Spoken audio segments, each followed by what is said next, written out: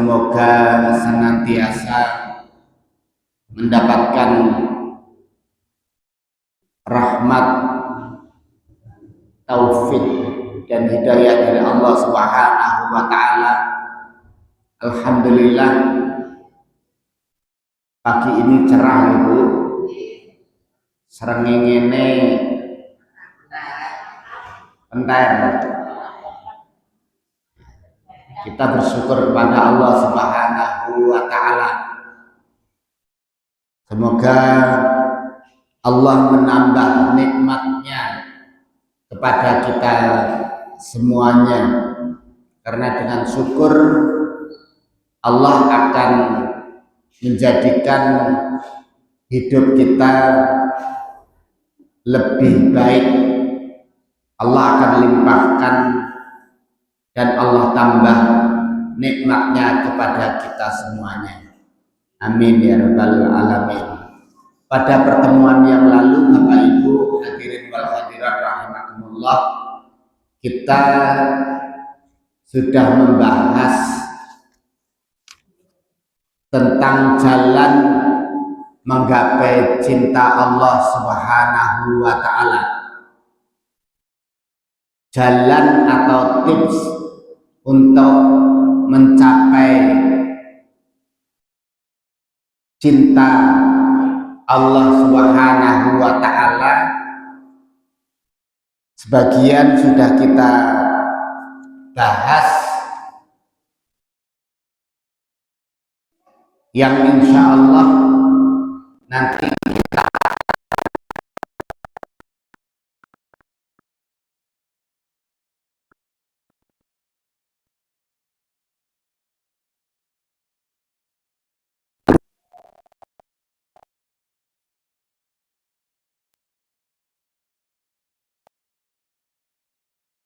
jalan untuk menggapai cinta Allah Subhanahu wa taala, insya Allah. Pada pembahasan kemarin kita sudah sampaikan bahwa kalau mencintai Allah Subhanahu wa taala, maka kita harus ittiba, mengikuti Rasulullah Sallallahu Alaihi Wasallam. Tanda dan syarat seseorang itu mencintai Allah Subhanahu wa taala harus bersedia untuk mengikuti sunnah Rasulullah Sallallahu Alaihi Wasallam. Kemudian orang yang mengikuti Rasulullah Sallallahu Alaihi Wasallam itu akan dicintai oleh Allah Subhanahu wa taala dan diampuni dosa-dosanya. Bapak Ibu hadirin wal hadirat rahimakumullah, poin yang belum terbahas yang akan kita urai lebih lanjut di pembahasan ayat-ayat yang lain adalah golongan orang-orang yang dicintai oleh Allah Subhanahu wa taala. Siapakah orang-orang yang dicintai oleh Allah? Satu, orang yang beriman dan bertakwa. Yang kedua, orang-orang yang bertaubat dari dosa dan rajin mensucikan diri. Ketiga, orang-orang yang sabar dalam segala kondisi. Empat, orang-orang yang bertawakal. Lima, orang-orang yang berbuat adil. enam orang-orang yang berbuat ihsan, berbuat kebajikan. Ketujuh, orang-orang yang berjihad fisabilillah. Dan beberapa golongan yang lain yang akan kita bahas kalau kita ditakdirkan oleh Allah bisa menyelesaikan tafsir surat demi surat di dalam Al-Quran. Insya Allah nanti akan ketemu pembahasannya. Golongan orang-orang yang dicintai Allah Subhanahu wa Ta'ala. Pada pertemuan kali ini melanjutkan ayat yang ke-33. Kita akan membahas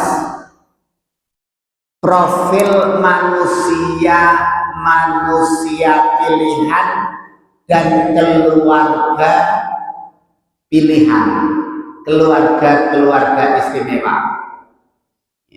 Kita akan membahas manusia dan keluarga pilihan. Menarik Bapak Ibu sekalian, karena Islam bukan cuma menerangkan kriteria orang itu soleh menjadi baik, orang itu beriman dan bertakwa harus begini, tetapi Al-Quran juga memberikan contohnya. Kielo model wonge, nah gitu. Orang mengkonsep dan teorinya saja, tetapi memberikan contoh realnya. Ini loh, manusia pilihan dan keluarga yang istimewa menurut Allah Subhanahu wa Ta'ala, menurut pandangan Islam. Itu yang menarik, melanjutkan pembahasan kemarin tentu saja. Jadi setelah kita itu belajar tafsir ayat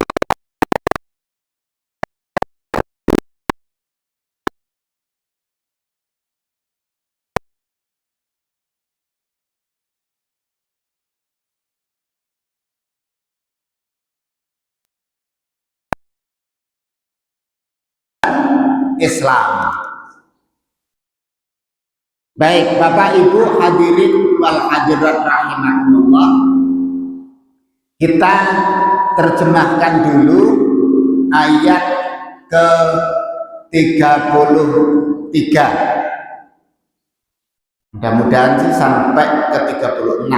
Kalau enggak nanti pembahasannya secukupnya ya, sesuai dengan waktu yang kita miliki. Bismillahirrahmanirrahim.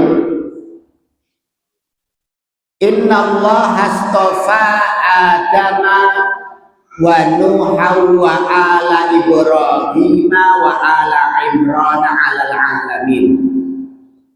Inna Allah satemene Gusti Allah istofa napa Pak arosipun Mustafa wonten sing arane Mustafa ya. Nabi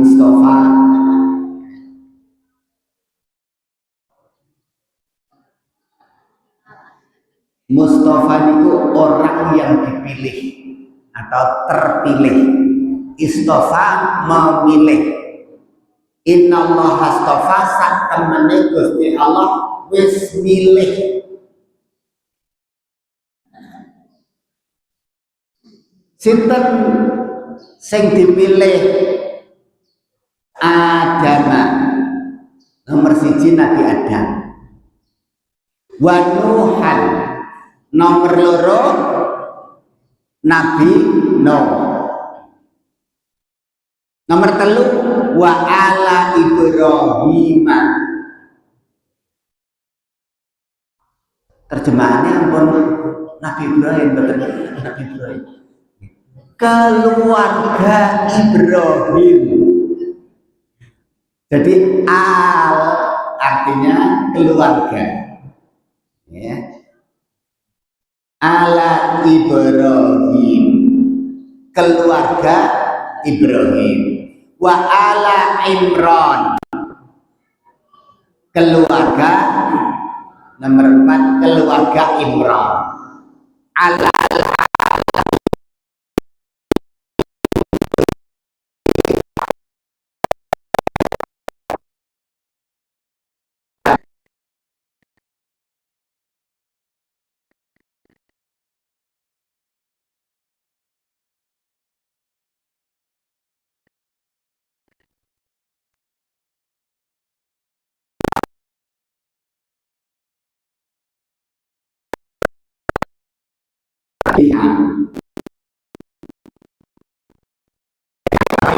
sekian topik ini. Kita lanjutkan dulu terjemahannya. Zurriyatan, zurriyah apa ini? Turunan, keturunan. Maksudnya zurriyatan minangka tunggal keturunan. Yang disebut oleh Allah itu sak keturunan. Sak keturunan. Ba'duha min ba'din, sebagian, sebagian itu bahasa Jawa ini sebagian ya.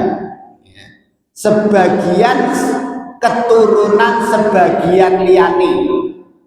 Jadi itu turun temurun ya, turun temurun ya. Wallahu sami'un alim, lan Gusti Allah sami'un maha midhanget, alim maha ngawuningani. Id qalat, id elinga rikala qalat ngucap, sinten ingkang ngucap? Imra'atu Imran. Imra'ah itu artinya wadon, wong wadon. Wong wadone Imran maksudnya bojone Imran.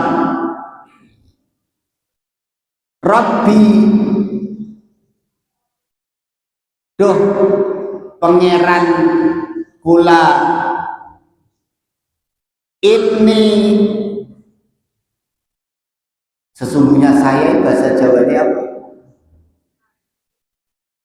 Ya.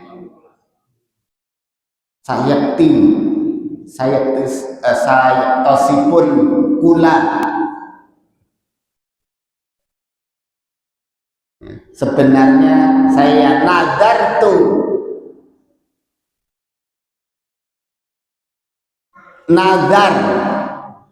ya nazar nggih. Kula nazar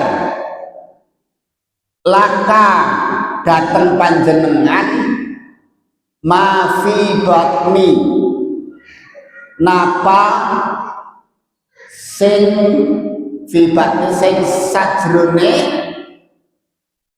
wetenge, bayi sing nang sajrone wetenge nyong. Kuwi nek ngomong karo kancane, nek karo Gusti Allah kok. Ya kula nadar ma napa sing sajrone weteng diterjemahkan bayi napa nggih? Bayi sing fi batni sing sajrone kandungan bahasa Jawane napa Bu? Ngandung napa bahasa Jawane? Meten nek karo kancane, nek karo wong sing luwih dhuwur derajate bobot ngandung. Jadi bahasa Jawa kan banget kok ya. Ana meteng, ana ngandung. ana bobot ya, bobot pancen kuwi sing barang iso bingung iki basa Jawa akeh banget bahasa sing alus ya ngandut nggih.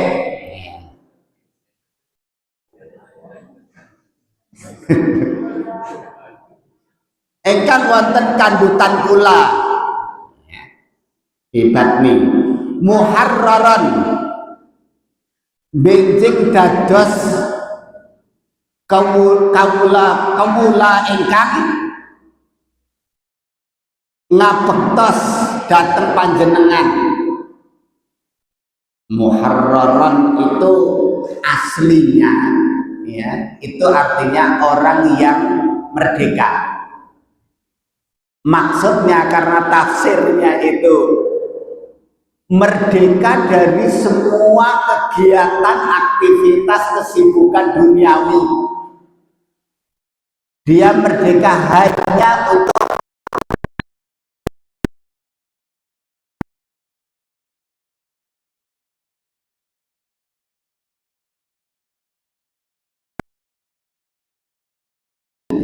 beribadah kepada Allah datang panjenengan. Fataqabbal minni mila mugi tinampi nadar niku saking kula minni kula. Fataqabbal minni mugi panjenengan purun nampi minni nadar saking kula. Innaka antas samiul alim, astu panjenengan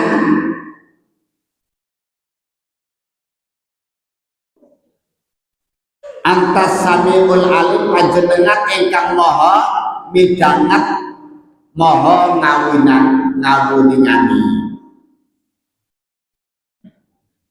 Falamma wadu'at mangka rikala babarna jabang bayi qalat dheweke bojone Imran ngucap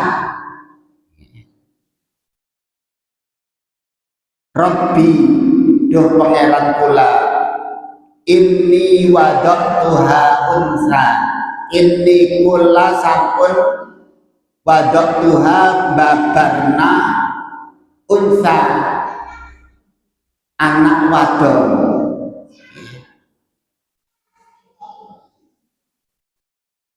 Wallahu a'lam bima wada'at. Gusti Allah luwih mangerteni apa sing dheweke babarna. Walaisa dzakaru kal unsa, lan lanang bocah lanang ya adzakaru walaisa dzakaru ora kaya kal unsa, ora kaya cah wadon.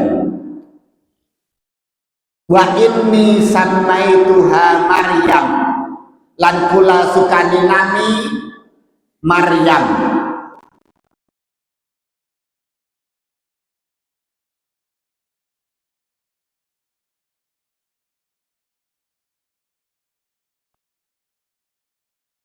Panjenengan kangge lare jabang bayi uaiduha nyuwun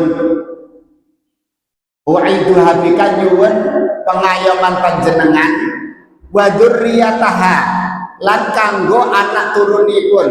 Anak turunipun berarti anak putunipun. Anak putu apa anak turun? Anak putunipun minas syaitonir rajim, saking apa itu? Saking setan rajim yang terkutuk niku nama bahasanya. Mereka diterjemahkan setan ingkang kesempatan. Sing kesempatan nih. Masya Allah. Ya, niku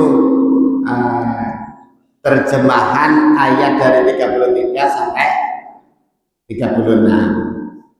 Bapak Ibu hadirin wal hadirat rahimakumullah.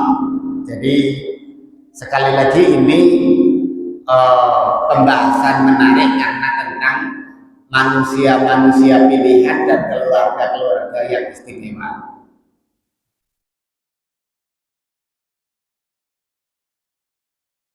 Pertama, Allah Subhanahu wa Ta'ala memilih Nabi Adam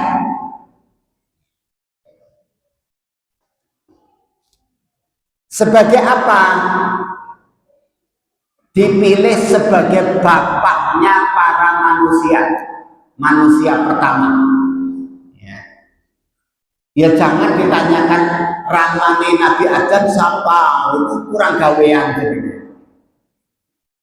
Wis disebut bapaknya manusia kok. Takone ramane Nabi Adam sih siapa? Ibunya Nabi Adam siapa? Ada YouTube kiai yang bahas pertanyaan orang ibunya Nabi Adam siapa ya kan? Kita nggak usah ikut-ikut. Ya.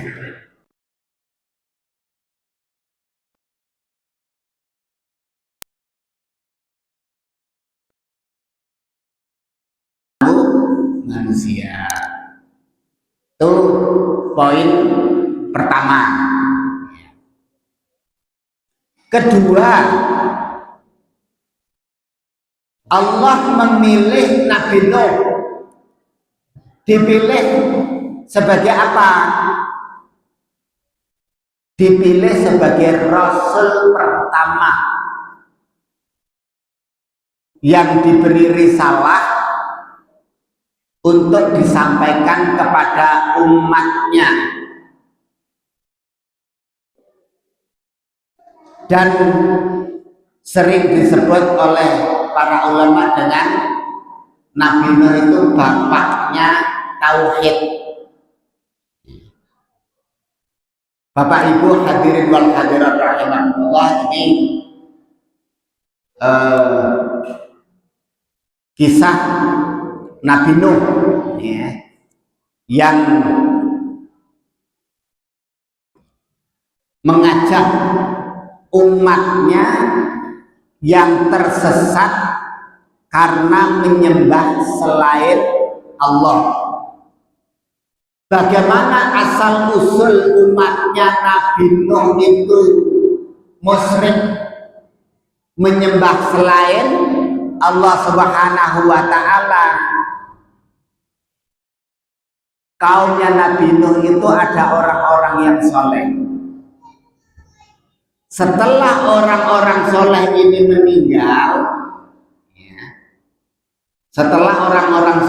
meninggal, umatnya Nabi Nuh ini digoda setan.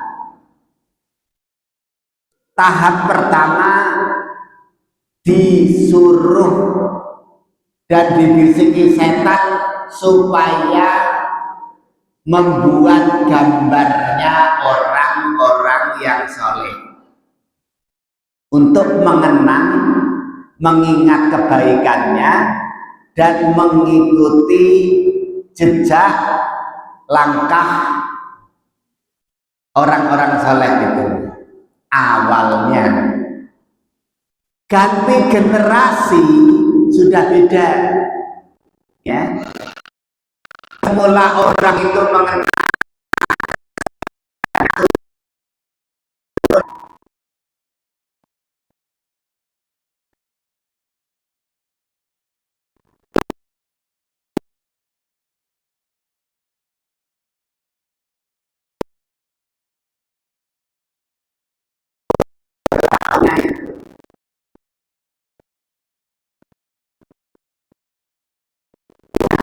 kaum Nabi Nuh terjerumus kepada perbuatan syirik.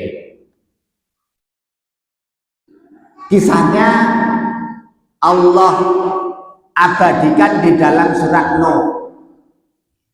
Oleh karena itu Nabi Nuh mendakwai mereka 950 tahun.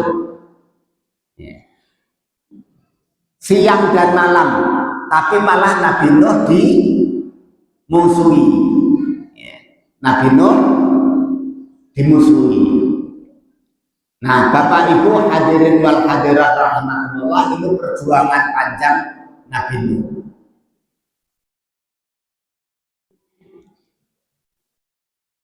Puncaknya Nabi Nuh berdoa kepada Allah, Rabbi la tadar alal ardi minal kafirina dayyara.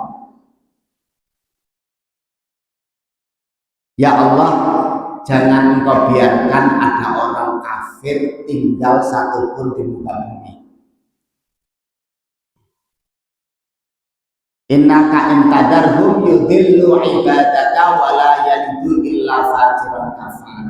Kalau engkau biarkan ada orang kafir yang masih hidup di muka bumi, maka mereka itu akan menyesatkan hambamu. Yang pertama, orang kafir itu akan menyesatkan hambamu. Nomor dua, dan tidak punya anak kecuali kafir kayak bapaknya. Dari doa Nabi Nuh inilah musnah orang kafir kena banjir bandang, entek orang kafir. Kudune siki wis ranana wong kafir ya Pak ya. Lah kan tinggal orang beriman. Nek wong beriman kan anaknya kudune beriman kabeh. Ternyata tidak. Ya. Begitu terus Bapak Ibu sekalian, umat-umat terdahulu yang kafir, yang sesat, yang musyrik itu kalau dihancurkan oleh Allah nanti tikil maning. Maka saya lihat Bapak Ibu sekalian videonya Tengku Zulkarnain itu diwawancari di acara ILC tentang ideologi PKI ya. Berdasarkan kisah-kisah sejarah manusia tersebut, beliau sepakat bahwa ideologi itu tidak mungkin punah ya. Ideologi itu tidak mungkin mati, termasuk komunisme, ateisme. Orang nggak percaya Tuhan ya tinggal terus begitu. Jadi istidlal atau argumentasi beliau mengambil dalil sejarah umat-umat terdahulu itu kemudian menyimpulkan jadi ideologi PKI kita yakin nggak mungkin hilang dari Indonesia. Ideologi komunisme itu tidak mungkin hilang, tetap ada yang melanjutkan. Ya sudah pas kalau TAP MPR melarang itu tetap dipertahankan, bukan berarti mereka hilang ideologinya. Ya anak umpet-umpetan gitu biasa.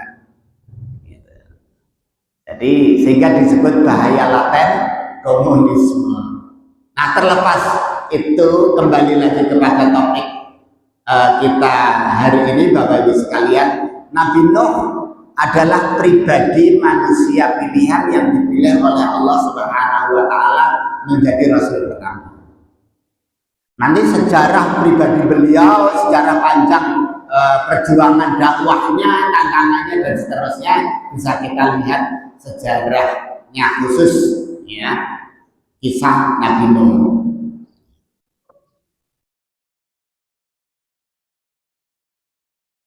Subhanahu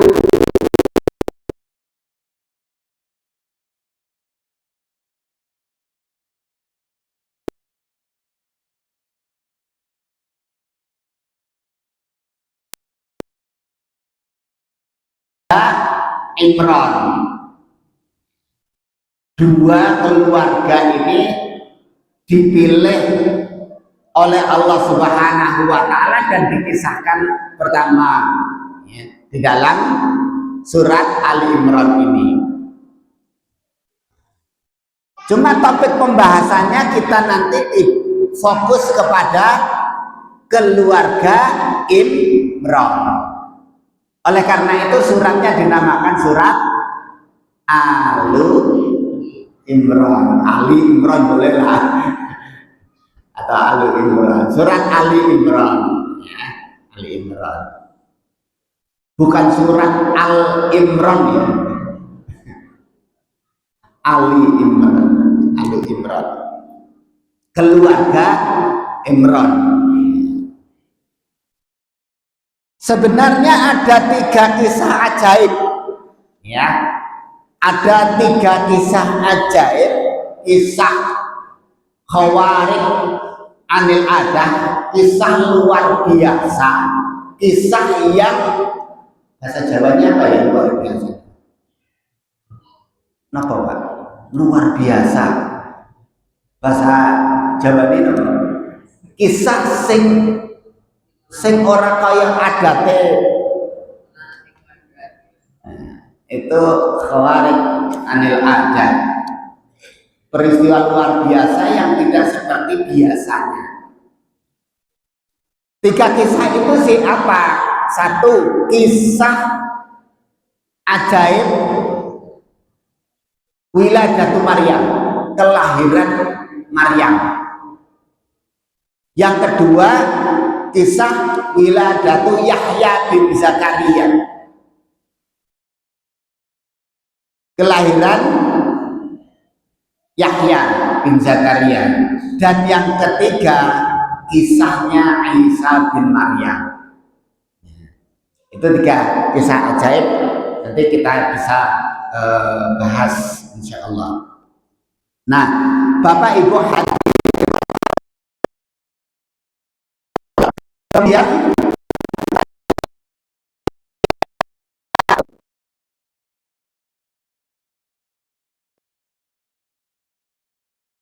Qobasun min Nuril Qur'anil Karim. Dalam membahas ayat ini, beliau membuat judul pasal pembahasan Usrah Mukminah Fadilah. Ya. Saya terjemahkan aja dengan kisah keluarga orang beriman yang istimewa. Jadi pembahasan kita fokusnya di kisah manusia pilihan dan keluarga pilihan yang ada pada sosok keluarga Imran. Diawali dengan ayat innallaha astafa Adama wa Nuha wa ala Ibrahim wa ala Imran ala alamin.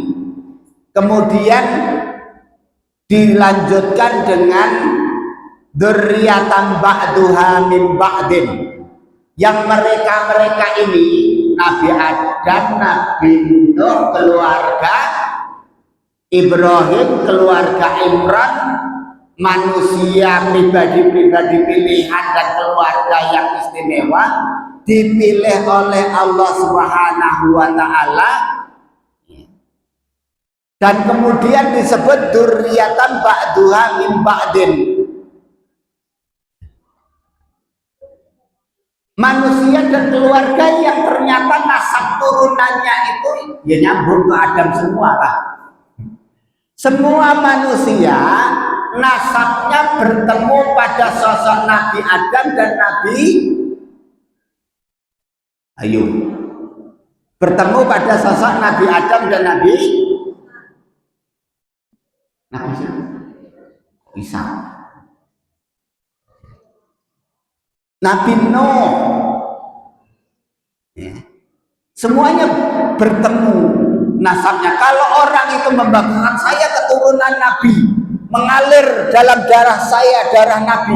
Oh, kita juga mengalir darah Nabi, Nabi Nuh, Nabi Adam. Ya. Itu kalau bicara nasab, karena semua manusia bertemu nasabnya itu pada satu sosok pribadi Nabi Nuh dan Nabi Adam. Nah, ini supaya kita tidak membanggakan keistimewaan kita karena dasar nasab, ya, supaya kita tidak membanggakan kita itu merasa pilihan karena dasar nasab. Saya tutup menjelaskan ketika membahas ayat ini, ya, bahwa dipilihnya mereka itu bukan atas dasar karena keturunan atau nasabnya, tetapi karena tauhidnya dan keimanannya. Begitu. Jadi istimewanya pribadi-pribadi dan keluarga-keluarga orang beriman tersebut bukan pada nasabnya, tetapi pada akidah dan keimanannya, pada agamanya. Baik, untuk menjelaskan hal tersebut, Bapak Ibu sekalian, ya, di sini memang diterangkan tentang mereka itu dzurriyyatan ba'duha min ba'din wallahu samiun alim. Mereka ini punya garis keturunan yang saling bersambung, ya. Tapi kisahnya, ya, diambil profil keluarga Imran pada sosok istri Imran. Imran ini siapa? Pertama gitu, ya. Imran ini ternyata ulama Yahudi, ulama dari kaum Yahudi Bani Israel. Ya. Saya tadi baca di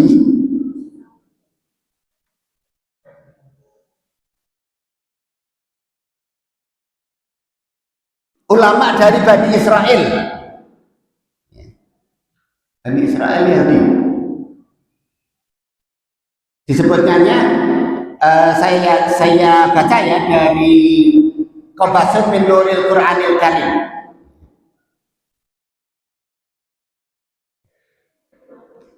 Faqad kana abuha Imran aliman taqiyan salihan min ulama'i Bani Israel.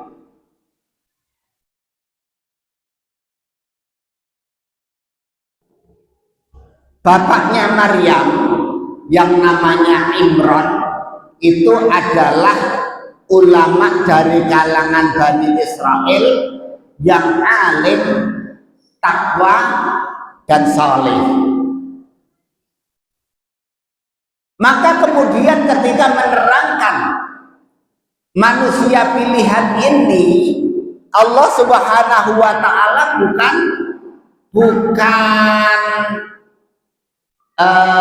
menonjolkan dari sisi keturunan mereka yang sambung bersambung, tetapi pada pribadi mereka yang saleh dan ahli ibadah, dengan menyebut idqalat imra'atu Imran rabbi inni nadartu laka ma fi batni muharraran fataqabbal minni innaka antas samiul alim. Ingatlah ketika istri Imran itu berkata, Rabbi, wahai Rabbku, inni nadartu laka, aku bernadar untukmu ya Allah, ma fi batni, janin bayi yang ada di dalam perutku, muharraran, untuk menjadi manusia yang merdeka, bebas dari seluruh, maksudnya merdeka itu bebas dari seluruh aktivitas dan kesibukan duniawi, untuk beribadah dan berkhidmat di Baitul Muqaddas.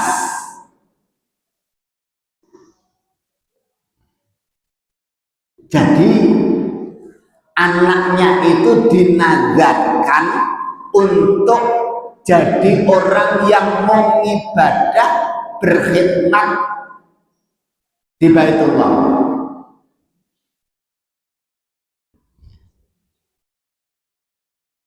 Begitu nadarnya. Sekarang kita bandingkan Bapak Ibu sekalian, menawi kula panjenengan pengen duwe anak, kudangane napa? Ngertos kudangan.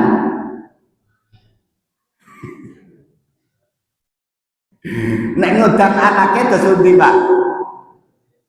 Bocah pinter bisa jadi dokter ya le, sing sukses. Terus apa nih?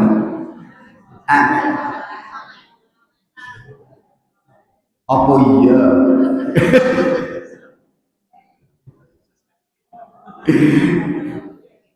Ini kadang-kadang kita itu ngundang anak atau ya harapan doa kita, ucapan-ucapan baik kita itu tidak lebih dari sekedar kesuksesan duniawinya.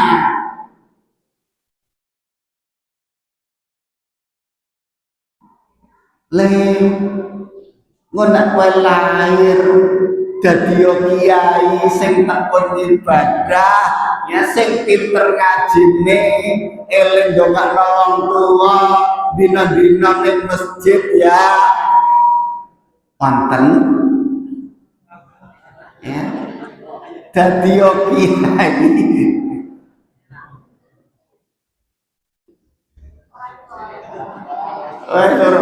Ngono kabeh dadi kiai piye? Wong golek sing dadi kiai ben angel kok. Ngono dadi kiai kabeh kepriwe? Segur si sawah sebelum perusahaan sawah. Manusia itu begitu itu pikirannya itu. Ya. Ngono kabeh dadi kiai kepriwe? Nah, Bapak Ibu sekalian, ini menunjukkan profil tentang pribadi istri Imran itu sebagai orang yang salihah sekaligus mendambakan dan menazarkan, kalau bahasa wong siki mewakafkan anake gumibadah tok, aja nganti sibuk urusan dunia. Muharraran itu merdeka, bebas, tidak ada lagi kesibukan dunia, aktivitas untuk dunia enggak, pokoknya ibadah. Nadarnya ibunya itu begitu, wah keren itu luar biasa. Nah, oleh karena itu di dalam, tadi saya sudah menerangkan mengutip Said Qutb ya. Said Qutb mengatakan bahwasannya keistimewaan keluarga Imran ini bukan pada jalur nasabnya, ya, tetapi pada akidah dan keimanan mereka. Saya ambil penjelasan yang lain dalam kitab Al-Mawsu'ah Al-Qur'aniyah Al-Muyassar. Walhal annaha dzurriyyatun munsajimah muttafaqah fi sholahi wa tadayyuni yusbihu ba'duha ba'dan fin nasab wal khair wal amal salih wan niyah wat tauhid. Ya, silakan dibuka, cek halaman 55. Yang saya resume begini, kondisi garis keturunan orang-orang pilihan dan keluarga-keluarga istimewa ini, ya, itu punya kelebihan keistimewaan satu. Dari sisi nasab, ya jelas nasab mereka orang baik. Kalau kita tanya kenapa kok muncul sosok pribadi Maryam yang ahli ibadah seperti itu, ibunya solihah. Kok priwe kok ibunya solihah? Ya. ibunya ini istri seorang alim yang soleh, ulama yang soleh. Jadi lingkaran keluarganya keluarga soleh. Garis turunannya ke atas, garis keturunan orang-orang terpilih, gitu loh. Jadi dari sisi nasab memang mereka istimewa. Satu. Ya. Kalau mau jadi istimewa, pikirkan nasab. Iya. Ya. Pitutur wong Jawa bibit, bebek bobot. Cari, mau konsep gue, konsep sangka Islam apa konsep? Kalau orang, bentar, saya agak lupa, kebalik atau tidak, ya. Di dalam buku Akhlaqus Salaf, kalau tidak salah, ada sebuah qaul ulama yang menerangkan bahwa orang Yahudi itu kalau memilih mantu, pilih mantu nggih, Bu. Pilih sing kados napa, Bu? Jenengan golek sing bangsawan. Kalau orang Nasrani golek sing sugih. Nek wong Islam golek sing agamanya apik. Itu bedanya. Semoga tidak keliru, saya agak lamat-lamat. Oh, lamat-lamat itu. Agak ingat-ingat lupa ya, kalau kebalik ya. Tapi yang pasti orang Islam diajari oleh Rasulullah memperhatikan nasab, iya, tetapi mengutamakan agama, tadayunnya, ya.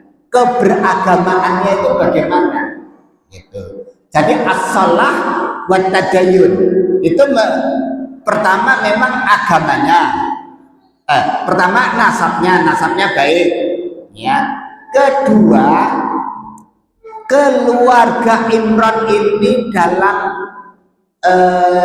hal fisolah kebaikan, maksudnya keluarganya itu harmonis, gitu loh. Harmonis itu apa ya, Bu? Imbang gitu loh. Imran itu ulama soleh, bojone solihah, anaknya ahli ibadah. Jadi klub, ya. Ada yang klub tapi tidak fisolah, tidak dalam kebaikan, seperti Abu Lahab dan istrinya. Itu harmonis juga, kompak memusuhi Kanjeng Nabi. Jadi kompaknya itu kompak dalam menghalang-halangi kebaikan.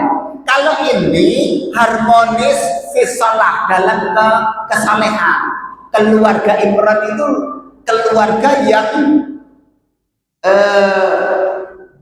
istimewa karena memang Imrannya saleh, alim, istrinya salihah, ahli ibadah, anaknya ahli ibadah. Mari, begitu. Nah, kita urai sosok keluarga ini, ya, sosok keluarga ini. Nanti sampai kepada rumusnya apa sih, kita tarik benang merahnya dari kisah kesolehan keluarga Imran, ya. Bapak Ibu hadirin wal hadirat rahimakumullah.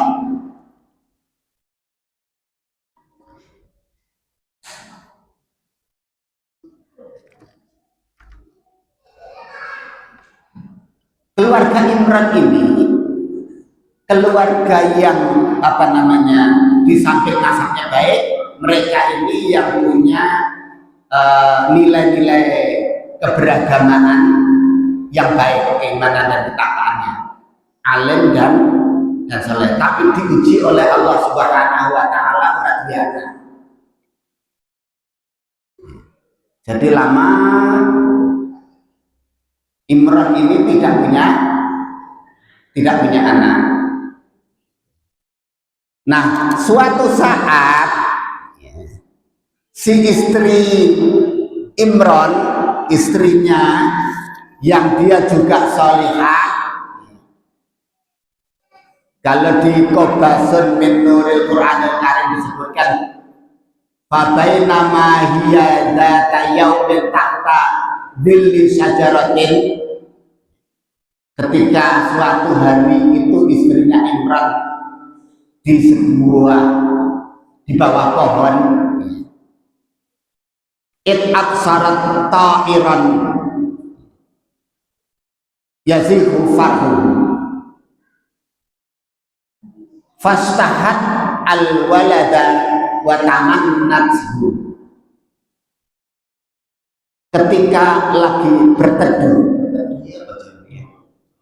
ngapuk dalam apa manuk ya, weruh memperhatikan burung itu, kemudian ujung-ujung muncul hasrat ingin punya anak,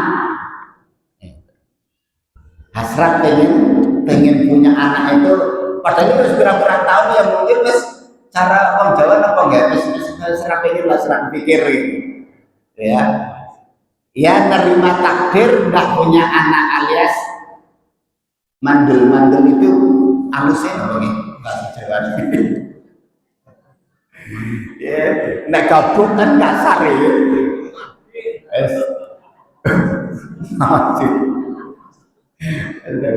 Ya jadi rasanya sudah pasrah dan terima, tapi suatu saat ketika lagi ngauk ya delengna manuk itu terus muncul hasrat ingin punya anak ya. Wakalat kemudian berdoa, Allahumma inna laka alayya nadran, ya Allah aku nadar kepadamu ya Allah, ya Allah aku nadar kepadamu, in razaqtani waladan, kalau engkau karuniakan kepadaku, jika engkau karuniakan kepadaku seorang anak, an ahabahu wa atasaddaqo bihi ala baitil muqaddas, ala baitil maqdis, ya Allah aku serahkan, aku pasrahkan dan aku sedekahkan anakku itu ke Baitul Maqdis. Pasrahna liyakuna min sudnatihi wa khuddamihi, untuk berkhidmat apa saja, muri-muri untuk melayani ya Baitul Maqdis, untuk ibadah tak wis. Fastajaballahu du'aaha, oleh Allah diijabahi doane. Nah itulah yang kemudian dikisahkan, dinandarkan anaknya itu untuk ibadah saja, muharraran. Nah kemudian Bapak Ibu sekalian, di ayat yang ke-36, falamma wadu'atha, ketika babarna lho kok waduh gitu, jebule sing lahir Pak wadon, kolat banjur istrinya Imran bilang kepada Allah, ya Allah Rabbi ini wadaktuha unsa, kepriben kiyen nyong babarno kok wadon gitu. Padahal wis kadung dinadarna, di pasrahna, disodakahna maring Baitul Maqdis untuk ibadah dan melayani Baitul Maqdis. Ada yang menyebut Baitul Maqdis atau Baitul Muqaddas. Kemudian wallahu a'lamu bima wada'at, Allah luwih ngerti sing dibabar. Ya Allah ngerti lah, rasa ngomong ngerti sing lahir wadon. Di dalam tafsir Jalalain ya, ketika menyebut ini ya, bima wadoat itu wafi qiraatin bidomita ma'a sukunil ain, berarti bacanya bima wadoktu ya.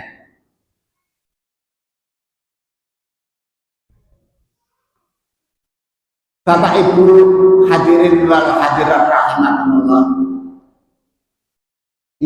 lahir isi ngetokno ibune napa Gusti Allah?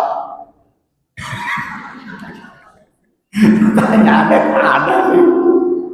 Sesar ya dokter kan. Ini kadang-kadang hal-hal apa ya yang kita itu perlu sadari ya. Nek sing ngetokna ibune lho ngapa ngetoknane nunggu 9 bulan terus ngetokno bae.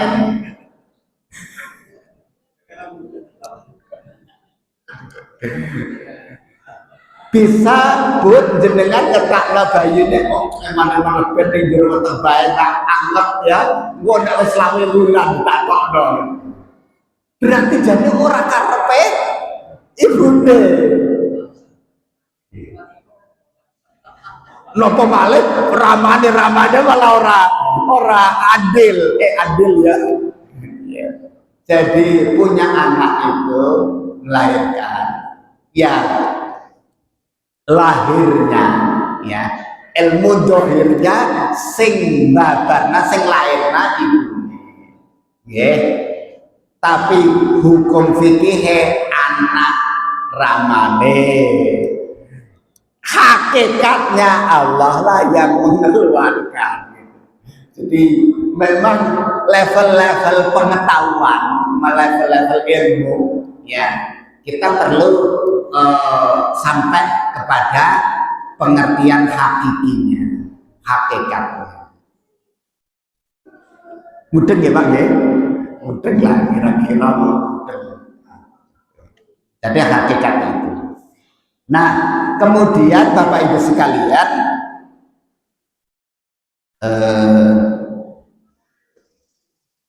itu tadi yang disebut di dalam ayat ke-36.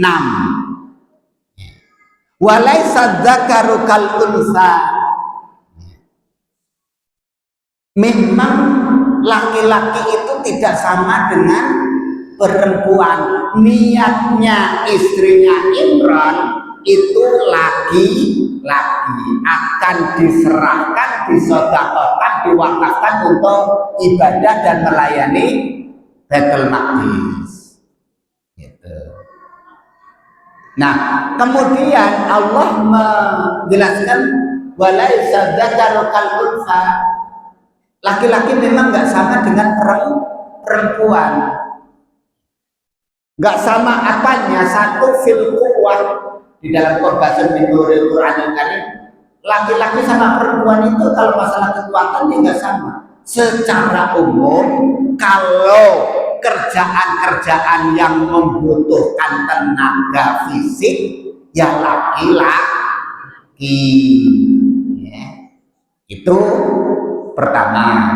Wah, wong wadon luwih kuat timbang wong lanang itu kan perkecualian nggak bisa jadi patokan. Secara kekuatan fisik laki-laki itu memang beda dengan perempuan. Yang kedua,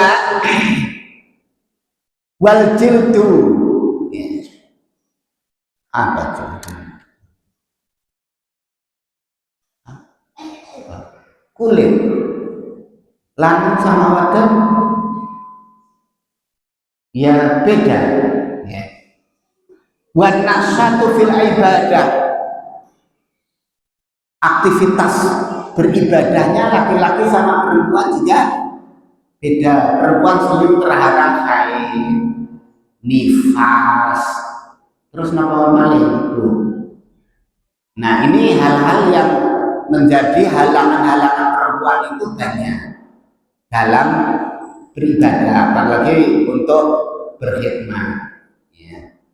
Termasuk wa khidmatul masjid, dan untuk melayani tempat ibadah masjid itu berbeda. Tapi itu Allah takdirkan seperti itu, ya. Sing lahir perempuan kan memang nadar ya sudah tetap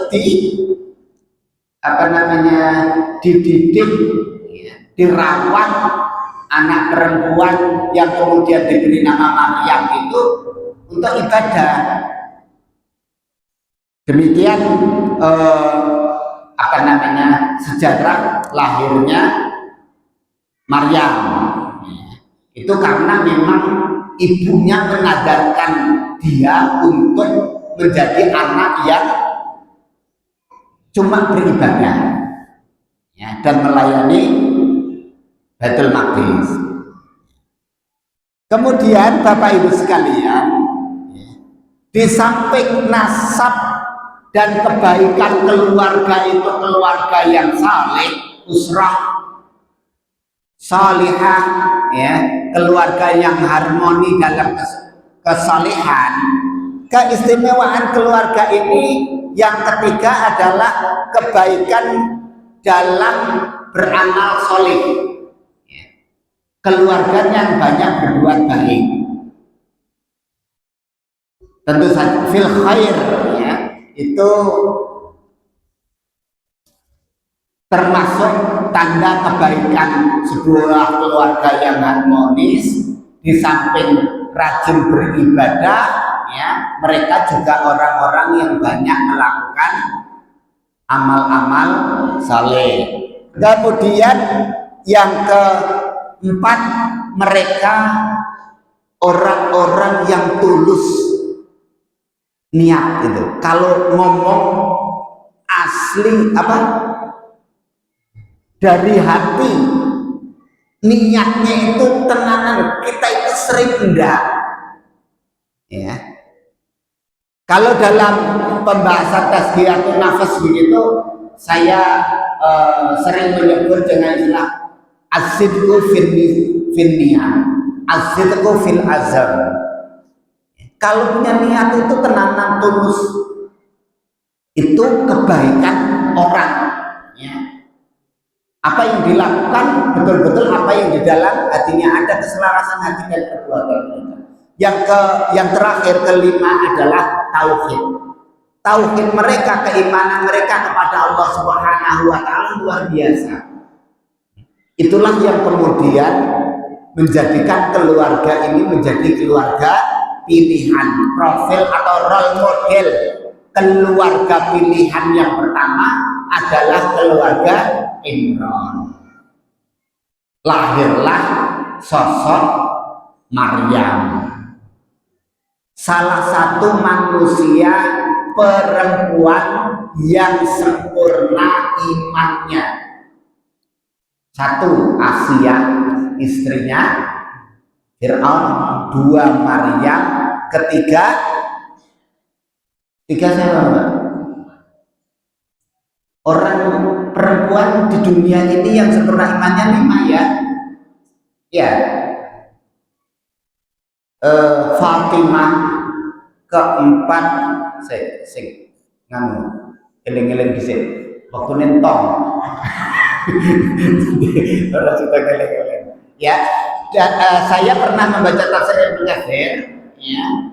Itu ada riwayat Rasulullah menerangkan manusia di dunia yang sempurna imannya dari kalangan laki-laki itu banyak, tapi kalau dari kalangan perempuan itu 5. Istrinya Fir'aun, ya, Maryam, kemudian Fatimah, kemudian Aisyah itu masuk apa enggak, ya?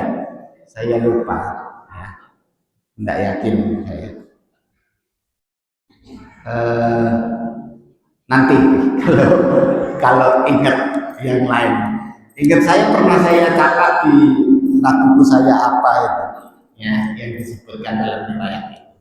Jadi nggak banyak perempuan yang sempurna imannya itu. Yang sempurna imannya salah satu adalah Maryam. Bagaimana Maryam lahir, itulah istimewanya keluarga Maryam. Sampai kemudian nanti keajaiban berikutnya adalah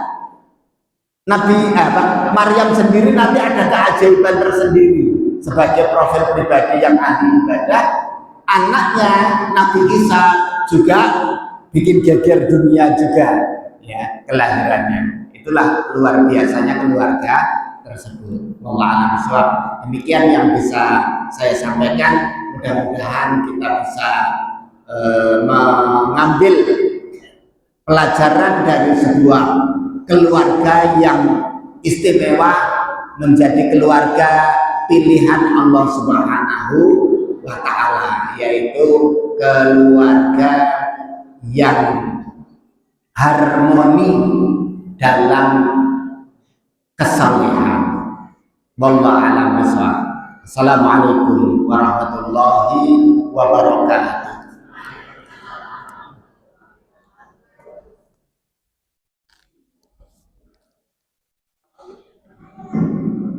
Alhamdulillah, demikian kajian dari surah Al-Imran ayat 23 sampai 36. Semoga dapat kita membaca juga ilmu dengan ayat-ayat tersebut, dan semoga Allah SWT